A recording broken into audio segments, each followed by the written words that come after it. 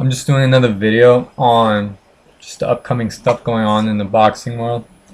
That's all I really do when it comes to like webcamming is real estate and boxing. I should probably get back to books, but I just haven't been able to really read as much as I'd like to. And kind of the stuff going on right now in boxing has kind of died down, believe it or not. And it's just because since Pacquiao and Mayweather retired, there's just not that much antagonism going on. I mean, you've got that dumb stuff going on with like Broner challenging Mayweather, but that's like child's play. Broner is just trying to keep his name being mentioned. I don't blame him. He's kind of like very fallen away, you know. So we'll see how he bounces back if he does at all. But you know what's interesting is Deontay Wilder. I think the fight's gonna get canceled if it hasn't already, because his opponent, who's like some Russian, Spivetsyn or something like that, he got caught with anabolic steroids or whatever. So yeah, if you get caught with that, bad news, you know. You get the fight canceled or anything. I mean, it's better to get the fight canceled than fight and then later have it be a no decision. It's stupid.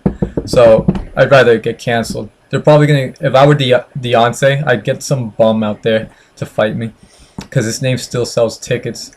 And when you're a knockout artist like Deontay, it doesn't matter if like you haven't fought anybody.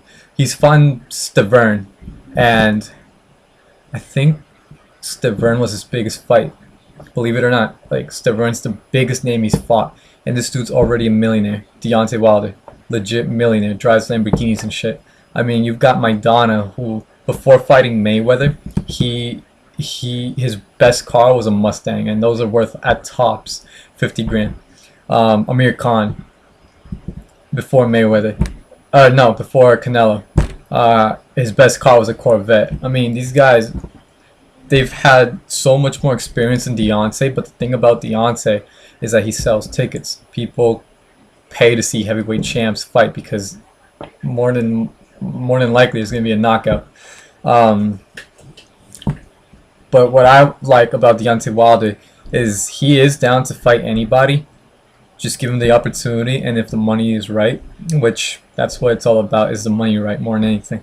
And I really want to see him fight Anthony Joshua more than anybody else. I'm very interested in that fight. Deontay Wilder, before he fought Stavern, had a knockout streak, going as many wins as he had. You know, he had like 31 wins, 31 knockouts.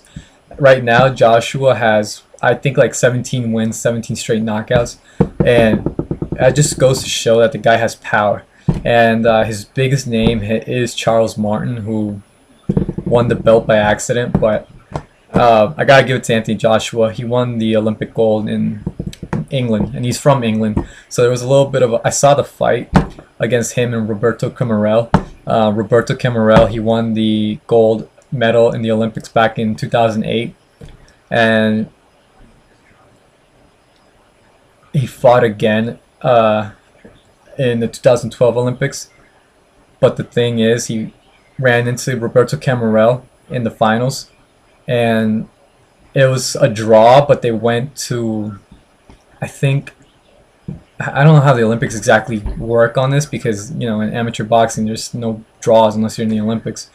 But they gave the decision to Anthony Joshua, which, in my opinion, I thought Roberto won. I really like the way Roberto fights Camarel. If you guys don't know him, you should look him up. He's a really great boxer, heavyweight boxer.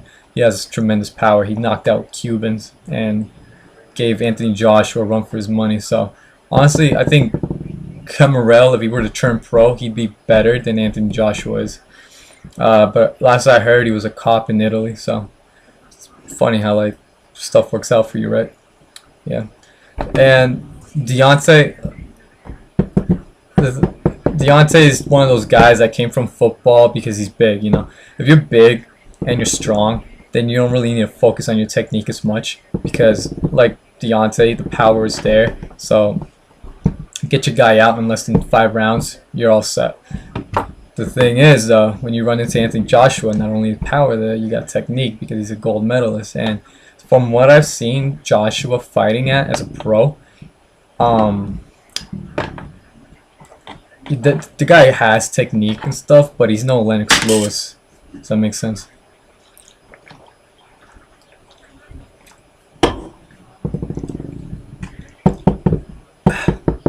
If Deontay and Joshua were to fight,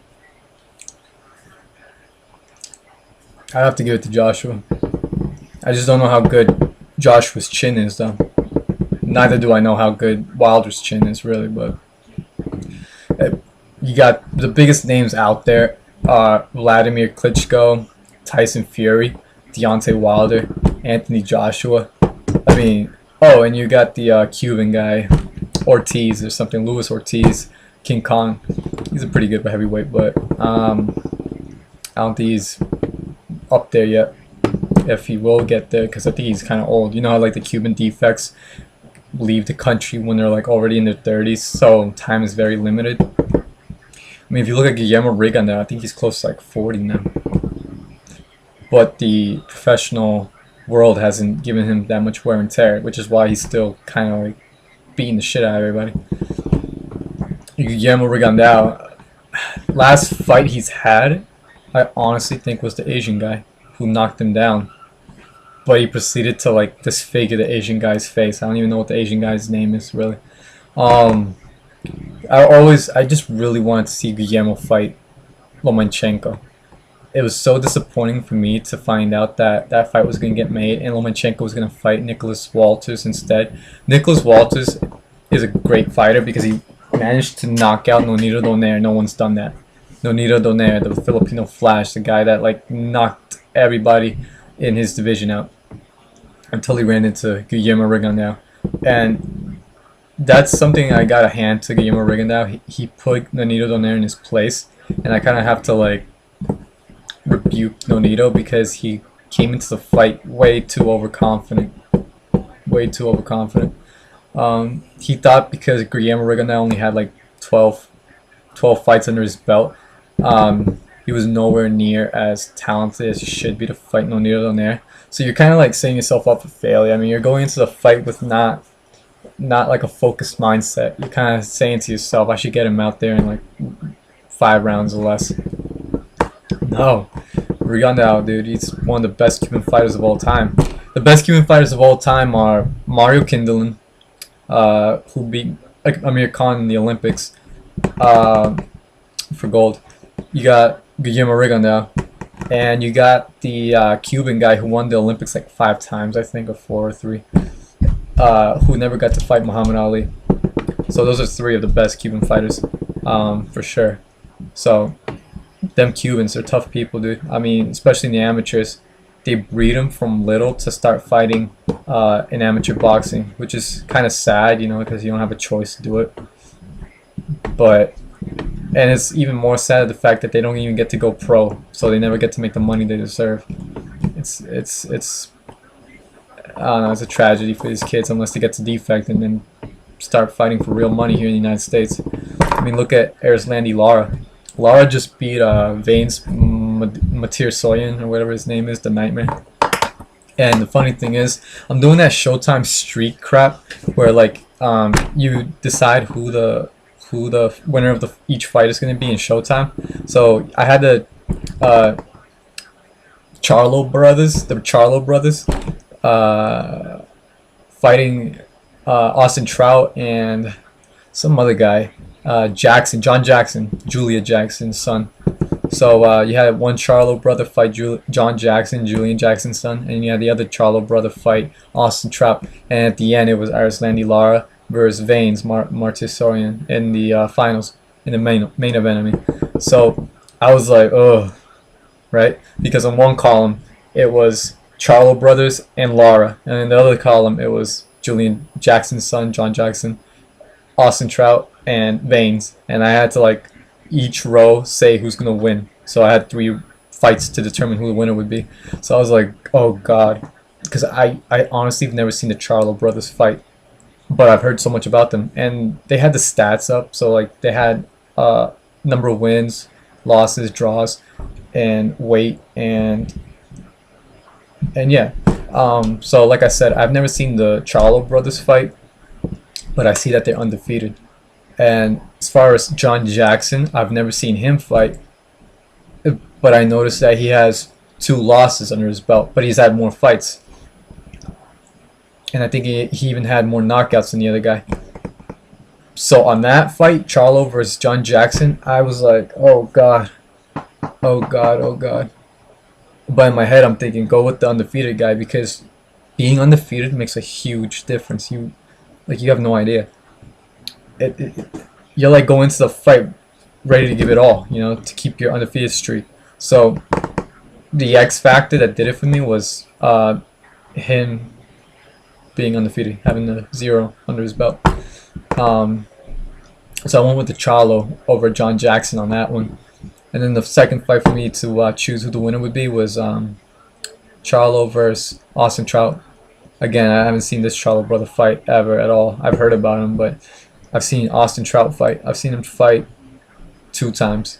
I know he's been in 3 big fights: Miguel Cotto, Canelo, Lara, and I've seen him lose to Canelo, lose to Lara. And from what I've seen, like, the guy is, I think he beat Miguel Cotto by mistake. Miguel Cotto was just not Miguel Cotto that night. But is he alright? I mean, he's a C+ level fighter in my opinion. C+, B- level fighter. So it was a tough one because the guy is definitely way more experienced than the Charlo guy. So in my head, I was like, dude, experience versus undefeatedness. I decided to go with the other Charlo brother, which was risky, because I'm saying both Charlo brothers will remain undefeated, and not only that, both of them will win a championship belt tonight. So I was like basically saying history is going to be made today. And then the last fight I had to choose. Sorry, bouncy ball. The last fight I had to choose was what's his name? Lara versus Mark Tersoyan. So they fought before. First fight back in like 2012 or something like that. It's years ago. It's crazy. But when I saw that fight, I already knew a little bit about Veins. I saw his sparring video against Chavez Jr. and I knew he was like an Olympic fighter for the United States. But I didn't go into seeing the fight liking him, because the sparring video, if you watch it, kind of like, I don't know, I just didn't like his sparring. And a lot of people were saying that Veins totally whooped Chavez Jr.'s ass. He has better technique, obviously, than Chavez Jr., but Chavez Jr. has just that relentlessness that gets you tired over time, just like Chavez Sr. would get you to. That's how he got to beat Pernell that's how he managed to beat, what's his effing name? Meldrick Taylor, yeah. Meldrick Taylor, and draw with Pernell Whitaker, even though a lot of people say Pernell Whitaker beat him, but whatever. Anyway, so Veins, I didn't like him coming into the fight.